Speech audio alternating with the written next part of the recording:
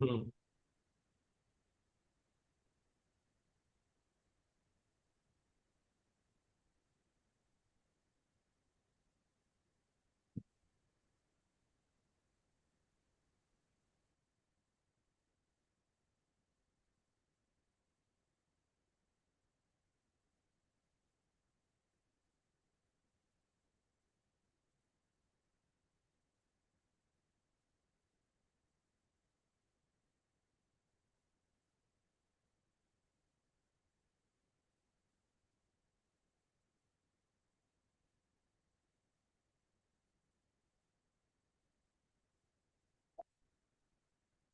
Good evening. नमस्कार सभी दर्शकों का स्वागत है मेरे YouTube station Smita Sharma journalist में। एंड इस ब्रॉडकास्ट को हम इसेंशियली इंग्लिश में रखेंगे for the benefit of some of the viewers जो इंटरनेशनल हमारे ऑडियंस हैं, क्योंकि बांग्लादेश में जो इस वक्त स्थिति है वो बहुत ही नाजुक है, बहुत ही बुरी हालात है। और Sheikh Hasina, she was force to resign and force to flee Bangladesh. In fact उनको अब से कुछ देर पहले पहले एक चॉपर के जरिए जो है उन्हें अगरतला लाया गया इंडिया के नॉर्थ ईस्ट में, और वहां से फिर एक C-130 एयरक्राफ्ट के जरिए हिंडन एयरबेस जो कि गाजियाबाद के करीब है वहां पर लाया गया। उसके बाद से रेडार ऑफ है, ट्रांसपॉन्डर स्विच ऑफ है। जिस तरीके से लगातार हालात बने हुए हैं in Bangladesh over the past few weeks now, 300 से ज्यादा लोगों की मौत हो चुकी है, जिसमें से कि कम से कम 100 प्रोटेस्टर्स की जान अकेले रविवार को ही गई थी। Kallol Bhattacharjee is joining me. He's a senior journalist with The Hindu who has extensively reported on Bangladesh. Kallol, to start with right now, what is the latest update that sort of you are picking up on? I understand that diplomatic moves are on to facilitate Sheikh Hasina's movement to a third country other than India.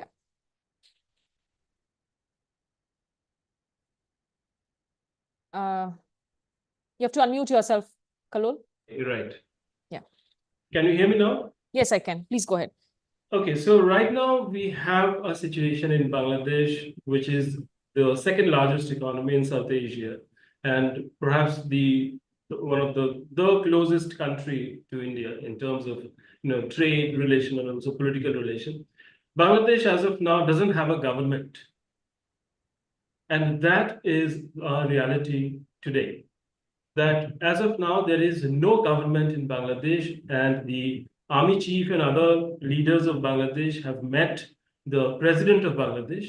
And there was an expectation to have the government formed by late evening, I mean, later this evening, but we don't yet have that possibility in front of us because the sources are saying that it may even take a day or two more before Bangladesh actually regains a government. And this time we are really going to have a caretaker government led by the military. So to have this, large country, a very densely populated country, which is politically volatile, if not dysfunctional at the moment, and have it right next to us without a government is a very, very difficult situation, especially because we are witnessing attacks on TV channels. We are witnessing attacks on the offices of the ruling party, which was the ruling party till this morning, that is the Army League. We are being told that minority households are being attacked in different parts of the country. The Indian Cultural Center in the heart of the capital, Dhaka, has been attacked. Almost all the political offices of the coalition partners have been attacked. And the leading members of the government of Sheikh Hasina have gone into hiding. We don't have gone into hiding. We don't know where they are as of now. For example, the Home Minister Asaduzzaman Khan is missing, and similarly, his house has been set on fire too, is what we picked up reports. Yeah, so he's missing. The Chief Justice is missing. The mob that entered the Chief Justice's residence and also ransacked the residence. The mob has also entered the Jatiya Sansad, which is the parliament of Bangladesh. And it's likely, we don't really know what's going to happen to all these institutions that are vitally important for running the Bangladeshi state in a normal manner. So even if we have the government of Bangladesh restored in a caretaker formation later tonight or tomorrow or day after, they are going to be faced with this unthinkable situation where all these vital institutions that are necessary for them to run the affairs of the state are more or less dysfunctional, or they require extensive repairing. So this is a very, very disturbing situation. And most importantly, Sheikh Hasina's government had banned the Jamaat movement. Hmm. And the army chief, one of the first meetings that he held this afternoon was with the leaders of the Jamaat. So we are witnessing the return of the Islamists to the active affairs of the Bangladesh state. And that is happening after more than 16 to 17 years. And there right Kalol, आप मेरे साथ जुड़े रहिए। मैं थोड़ा सा जो दर्शक हमारे साथ जुड़ रहे हैं जो हिंदी समझते हैं उनको बता दें कि बांग्लादेश से बहुत ही अनप्रेसिडेंटेड तस्वीरें सामने उभर कर आ रही हैं। मतलब ये सोचा नहीं जा सकता था कि 5 दशकों पहले बांग्लादेश के निर्माण में जिस शख्स ने सबसे अहम भूमिका निभाई, जो फाउंडिंग फादर कहलाते हैं, शेख मुजीबुर रहमान, शेख हसीना के पिताजी हैं, आज उनकी स्टैच्यू को बांग्लादेश की सड़कों पर गिरा दिया जाएगा। आज उनके पोस्टर्स पर इंक मार्क लगा दिया जाएगा, वैंडलाइज कर दिया जाएगा, और संसद के अंदर में भी तस्वीरें आ रही हैं। तो एक तरीके से जो बिल्डअप हो रहा था सरकारी नौकरियों में कोटा को लेकर, ये पूरा विवाद छिड़ा, क्योंकि वहां जो कोटा दिया जा रहा था, जो 1971 में लिबरेशन वॉर में जो लोग शामिल हुए थे उनके बच्चों के लिए, उसके खिलाफ एक आवाज उठी। और बांग्लादेश में पैंडेमिक के बाद से वहां की जो इसके पहले आर्थिक स्थिति थी उसमें काफी ज्यादा ऊहापोह की स्थिति बनी, वो इकोनॉमिक डिक्लाइन आने लगा। Kallol, just to put it into context, how did it go from bad to so worse in this span of time on that entire quota issue? Was Sheikh Hasina turning a complete blind eye to what was playing out? Was she living in denial? What really do you think went so wrong? Well, you see, a prime minister of a country is assisted in the affairs of the state by a very close group of advisors. And often the decisions that a prime minister in a democratic setup takes reflect the influence of various advisors that he or she consults. In case of Sheikh Hasina, in the previous 15 years that she has been in power, her decisions were greatly influenced by a group of highly sagacious individuals like Masihur Rahman, Gohar Rizvi, and others, who are internationally, well known, and these are big names in the multilateral institutions and elsewhere. And these are the people who traditionally have helped Sheikh Hasina establish her rule in the volatile political landscape of Bangladesh. But over the last 6 months or so, we have seen that as Sheikh Hasina returned to power for the unprecedented fourth term, what appeared is that she was not accompanied by some of her ablest advisors. They were not with her in the last 6 months. Now, one understands that within the Awami League setup, which is the oldest political party of Bangladesh, and also we must remember Awami League is one of the oldest political parties in South Asia. It is starting from 1948-49. Awami League has been active first in the East Pakistan formation and subsequently in the affairs of Bangladesh. So Awami League has had the benefit of having very good, very high quality human resource pool. And these advisors were active with Sheikh Hasina. But after, I think, 15 to 16 years in power, there was also a fatigue setting in within the bureaucracy of the party and also among various leaders. And there was an urge to have new faces and new advisors. And I think the Prime Minister of Bangladesh in the last few weeks was not correctly advised. Some of her own statements, for example, when she described teenage protesters as Razakars, was absolutely uncalled for and unnecessary. It was like a needless. And just for the context of our audiences, रजाकार हम बांग्लादेश में उन लोगों को कहा जाता है, एक तरीके से ये ट्रेटर्स, गद्दार के लिए स्टैंड करता है, जिन लोगों ने 1971 की बांग्लादेश की आजादी की लड़ाई में पाकिस्तान की सेना की मदद की थी, पाकिस्तान के साथ खड़े हुए थे। तो शेख हसीना की तरफ से ये जो स्टूडेंट्स प्रोटेस्ट कर रहे हैं उनको रजाकार बोलकर जो है उन्हें लेबल किया गया। Yes, please carry on Kallol. So when जब ऐसे young students को जब प्राइम मिनिस्टर शेख हसीना ने खुद कहा कि तुम लोग रजाकार हो और तुम लोग गद्दार हो, इसीलिए हमारे खिलाफ बातें कर रहे हैं, तो ये बहुत साफ हो गया कि प्रधानमंत्री के साथ जो आज का जो यंग जनरेशन है, जो 18-19 साल का जो बांग्लादेश का जो युवा है, उनमें एक तरह का डिस्कनेक्ट है। और इस डिस्कनेक्ट को मेरे ख्याल से वो समझ नहीं पाई उस वक्त, और जब तक वो समझ पाई तब तक बहुत देर हो चुकी। But right now, Kallol, in terms of India's reaction, because we have to play out the scenarios here. India के लिए ये बहुत बड़ी एक कूटनीतिक चैलेंजिंग सिचुएशन है, और जो अपडेट्स हमारे पास आई हैं कि बॉर्डर्स को अब हाई अलर्ट पे कर दिया गया है बांग्लादेश के साथ में। पिछले कुछ सालों में कई सारे ऐसे ट्रेन्स थे, पैसेंजर सर्विसेज, फ्रेट सर्विसेज, जिनकी शुरुआत की गई थी कोलकाता ढाका के बीच में, नॉर्थ ईस्टर्न पार्ट्स के बीच में, उनको सस्पेंड कर दिया गया है। एयर इंडिया ने कहा कि उनकी जो फ्लाइट्स हैं वो सस्पेंड कर दी जा रही हैं ढाका से।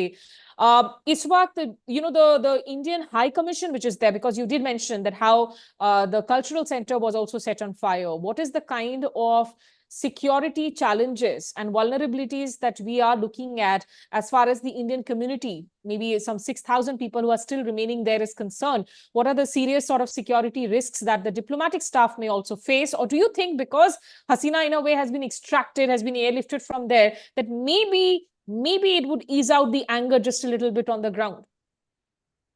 You see, just a few months ago, when the Assam Chief Minister was invited by Sheikh Hasina to come to Bangladesh and visit Bangladesh and spend some time, the Chief Minister of Assam, Himanta Biswa Sarma, had responded saying that the people of Assam can sleep peacefully at night today because that the Prime Minister Sheikh Hasina and her administration have taken such strong actions against the extremists and insurgents inside Bangladesh, that those forces that used to create trouble and law and order challenges in India's northeast can no longer play that kind of role.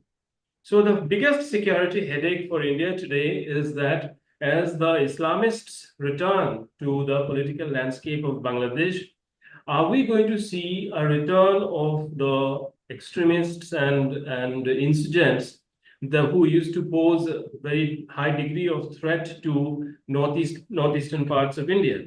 That is the security calculation that has to be taken on top of our list. And secondly, we are today seeing a volatile and unpredictable neighbor, which is actually the only neighbor which has almost all its border with us.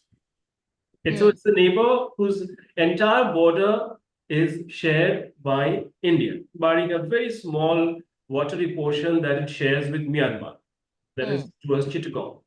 And the rest of the border was settled through an agreement in 2015, June. Today, we are seeing that we are rushing extra forces to India-Bangladesh border because there are also these talks that extremists could be infiltrating into Indian territory from Bangladesh. There could also be some minority communities who might also be pushed into our side. So we are seeing the breaking down of a whole network of security and political agreements. And also, please, let us also remember the connectivity agreements that Sheikh Hasina entered into with India.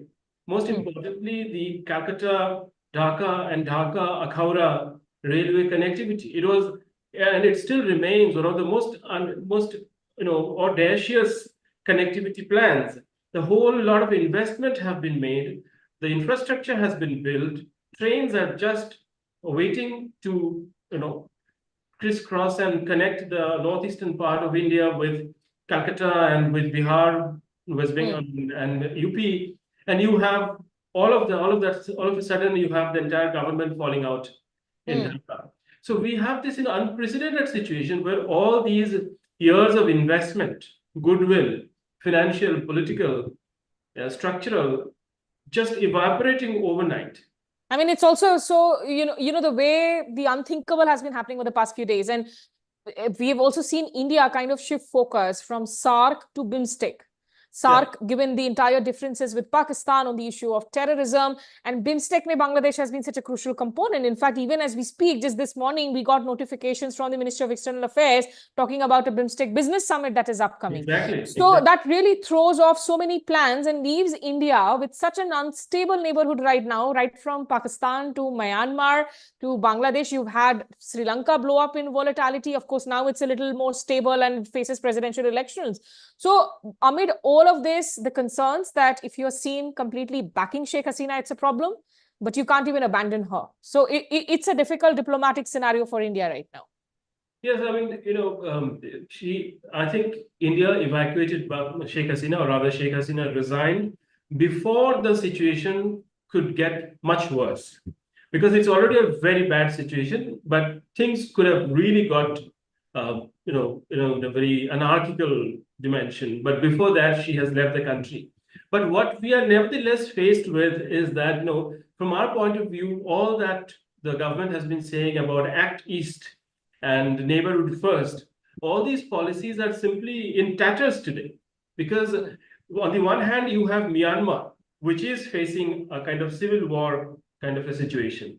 And if we have the political dysfunctionality of Bangladesh unfolding in front of us and threatening and disrupting the last 10, rather 15 years of investment that India has made in the connectivity projects and the energy pipelines and etc., then we are really faced with an unprecedented setback in our neighborhood policy. Hmm. Kallol, also, these the speculations कि शेख हसीना को यहाँ से आगे शायद London, जहां उनकी sister की family भी है और इस वक्त शेख हसीना के साथ उनकी सिस्टर भी हैं उस एयरक्राफ्ट में, या फिनलैंड को भी कंसिडर किया जा रहा है एज एन ऑप्शन. तो जो बीएनपी के साथ, which is now coming into power as an interim government formation, at the end of the day it's not elected yet, and with Jamaat Islami and an interim government set up also till elections don't happen, then it can't be an elected government. India's relations with the BNP there has been just so turbulent under Khalida Zia. Have we really had political communication ongoing? Will the BNP sort of be able to, be without reaching out to Delhi? How do you see it moving forward? See, BNP is a mainstream political party, and India can any day engage BNP, through the formal channels of communication and dialogue. That is not the problem. The issue, however, is that BNP is now fast getting into an alliance with the forces with which India has never shared warm or cordial relationship, like the Shibir, like Jamaat, rather extreme left organizations of Bangladesh, with whom India has never shared cordial relations. Now it is like, first come, first serve kind of a situation. Like if India has not reached out to BNP so far, and if BNP is forced into a situation to go to get into an alliance with all these extreme elements, then it's also going to be a little late for India to catch up with a mainstream political formation like BNP, because by tomorrow and day after, it's going to be a little late also for BNP to take a U-turn and come to India and sit across the table. On the other hand, let us also remember something, that the leaders of BNP are all kind of ailing. Whether it is Khalida Zia or Mirza Fakhrul and many others, they are not in the best of their health. On the other hand, Sheikh Hasina has governed Bangladesh for the last 15 years, and this time she was on her fourth term. She has more or less handled her country for overall 20 years, and by the end of, had she completed this term, she would have ruled Bangladesh for 25 years, which has not happened. So now you see, we are more or less moving towards a period where this particular generation of leaders who came after 1975, that is after the assassination of Mujib and after the assassination of Ziaur Rahman, because BNP is the party of Ziaur Rahman. After 1975, this particular generation of politicians who were young and dynamic, now they are basically fading away because of political reasons, because of disagreements and conflicts and etc. So we are being faced with an unpredictable set of intellectuals, businessmen, a set of civil society activists, and military personnel, because with whom we really have not had very extensive contacts. Now, Right. so what I'm saying in essence is that we are fast moving towards the post Khalida Zia and post Sheikh Hasina period, in which very unknown, unpredictable people who are riding on social media waves will be coming to the foreground and will be chosen by the people to lead their affairs of the state. So how India will engage BNP and how India will also engage these newfound characters, these require these decision makers in Delhi to act very fast, Right. and also make no mistakes in that process, because the situation is so volatile that any misstep can create further animosity and alienate the people of Bangladesh further from India. And there are already enough people who are trying to fish into the troubled waters there. It's been a volatile area. In fact, Ankur Gurjar is asking you, Kallol, that when good news was coming about the economy of Bangladesh, why did this happen amidst all of this? Why couldn't Sheikh Hasina handle this? Well, every good period perhaps comes to an end, and Sheikh Hasina, the biggest weakness was that she wasn't preparing a second tier of leadership. And there was a lot of unhappiness within her own political party. And perhaps these structural weaknesses had last quite some time. Like, 15 years is a long time for any government to survive and function, that she has done so far. And this was a time to create a process of succession. This was a time to hold dialogue with her opponents. And the biggest setback to Sheikh Hasina was delivered in January this year, when Bangladesh went into an election which did not have the opposition party, the mainstream opposition party, participating in it. So the BNP leaders were in jail. And you have today, till today, you had a parliament in Bangladesh, which basically had the ruling party and its alliance members. So the opposition was on the streets. So the biggest problem is that if you have the opposition on the streets, then you basically give the opposition a license to cultivate whatever movements erupt on the streets. If you have the opposition inside the parliament, then you give the opposition the license, or rather the opportunity, to engage the government on the floor of the parliament. And I think that is the very grave mistake, very, very big political mistake that Sheikh Hasina has committed, that she did not give space to the opposition inside the parliament, and as a result allowed them to cultivate the public sentiments and public movements that were unfolding across the country. Right. Just last two question, Kallol, and also it really leaves you so baffled, the way international events can move, the way the turmoils happen across countries, how relationships change in a short span of time. I mean, just way back in the 80s itself, mid-80s is when Sheikh Hasina and Khalida Zia actually joined hands to take on General Arshad at that point in time. And from that era to now, you look at it, it's the end of the Hasina era and how. But Kallol, is there a lesson here, for those who are in power for too long, like Sheikh Hasina? I mean, there were the Shahbag protests of 2013 led by young students, bloggers. And since then till now, in the past decade, her authoritarian clampdown did increase. Bloggers, students, journalists were all feeling suffocated in the Hasina regime. So she, as the New York Times says, that she had an image abroad of being this secular face of an Islamist country, but back home, she had the image of being an authoritarian. So absolute power was corrupting her. Yes, but the lesson for all stakeholders in Bangladesh, inside Bangladesh, is that Bangladesh has a self-correcting mechanism. Whether it is the government of Hussein Muhammad Ershad, or the government of Khalida Zia, who basically promoted a lot of extremism both inside Bangladesh as well as in the neighborhood, or Sheikh Hasina herself, who, after being very popular in 2008, she promoted this culture of leaders and a cult of leadership and etc. And then the whole authoritarian culture that she promoted. There is this whole self-correcting mechanism that exists inside the Bangladesh society that will kick in once the civil society notices that the government is crossing certain red lines. For example, when Hussein Muhammad Ershad was faced with extreme poverty, he was happily taking off for American tours. And when people were asked him that, what have you done for the poor of the country? He said, I have composed a song for the poor of my country. Similarly, when the people were going out in the evening in 2004 and 5 and 6, and they discovered that certain parts of the city were barricaded because certain unknown underground armed forces were being given training in the heart of Dhaka, the people of Bangladesh realized that something very wrong is happening in the heart of their own capital. Similarly, when the people of the country were being stopped from writing what they wanted to write online, when digital acts were being unleashed against them, which were making them not to express which are preventing them from expressing their opinion, they understood that again those red lines were being crossed.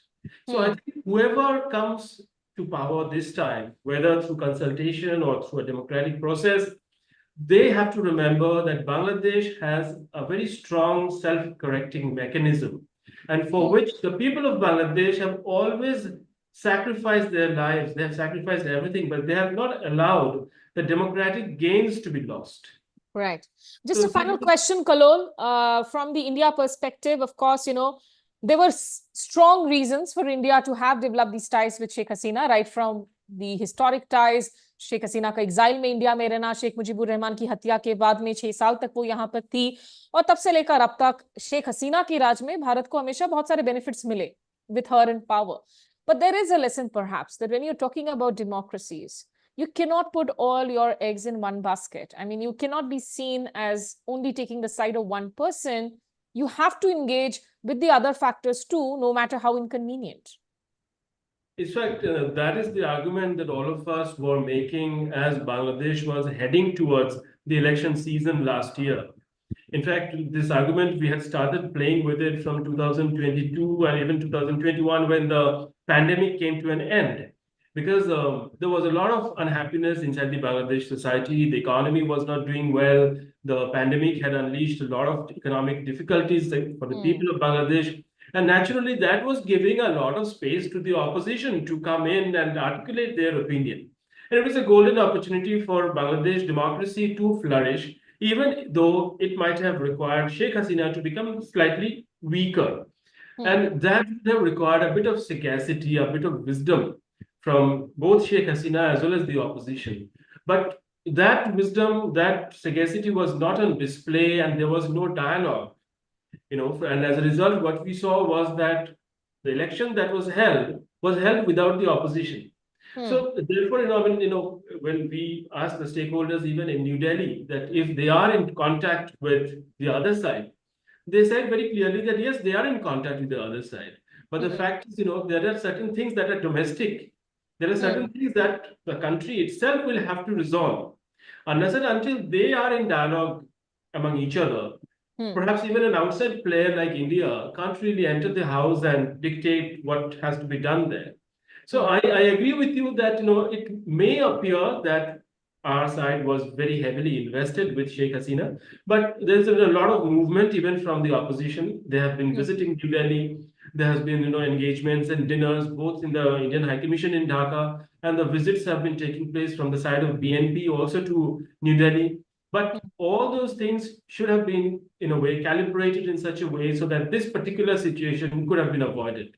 Right. And now we really have to see if all those dialogues could be built upon, if those dialogues could give us an opportunity to normalize the situation and bring Bangladesh back from the brink. Right, we will leave it there for now, but Kallol Bhattacharjee, many thanks for joining us with those perspectives. Somebody who really has been tracking Bangladesh closely and has written some fabulous profiles of Sheikh Hasina. In fact, all the viewers, you must read it in the Hindu. But it's going to be a situation which will continue to evolve. There are a lot of news reports coming in, some suggesting that NSA Ajit Doval perhaps went to Hindon Air Base. Nothing been confirmed. There is an absolute tight-lipped silence as far as the Ministry of External Affairs is concerned right now. Parliament is in session. Will there be a statement in Parliament? In fact, when Parliament reconvenes tomorrow is something that we will have to wait and watch. But one can only hope that some amount of calm prevails. 300 plus lives already lost. It's tragic. And it's really tragic to see what is unfolding in a neighborhood, which India so far thought was a stable one. But we will continue to have these conversations. Hindi में भी बातचीत में जरूर करूंगी, अपने दर्शकों को बता दूं जो हिंदी बोलने वाले मेहमान हैं उनके साथ लौटूंगी इस मुद्दे पर चर्चा